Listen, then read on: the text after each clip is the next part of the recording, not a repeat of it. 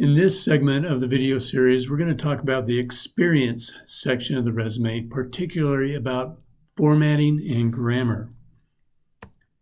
So just to ground ourselves, here again is the Marriott resume example, a mock resume. And we're going to talk about this section here about experience. So first of all, looking at experience is, each section is again in all caps. Then you list the different jobs you have in order, with the most recent being at the top.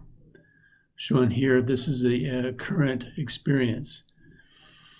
You list the company name followed by the position underneath in italics. So the company's bold, the position is listed underneath the company in italics. Nothing else really needs to be italicized except for your position to help highlight it.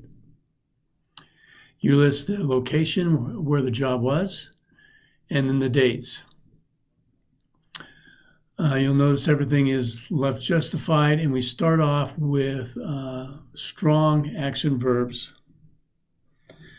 We'll get into action verbs in a little bit, but first of all, I want to showcase here that in a present position, you want to differentiate in grammar on jobs that have been completed versus jobs that you're currently working on. So if you're in a current position, jobs that you're currently working on that are not completed, you use the present tense in your verbs.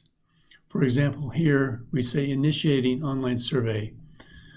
Now, I personally like to use, if it's a current job that you're working on, use the ing form of the present tense, initiating, that says you're in the process of doing it, versus just say initiate online survey. That sounds like an objective that you haven't gotten to yet.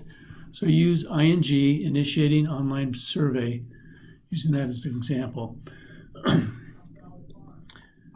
Positions that you have already, or projects you've already completed, use the past tense. Again, everywhere else on here, the positions or the projects have been completed, you use the past tense form. Now I'd like to say something about seasonal work. Some of you may have done seasonal works. For example, a summer sales job. How do you talk about those dates? This is how I recommend that you do it. You say, for example, April through August, 2016, 2017.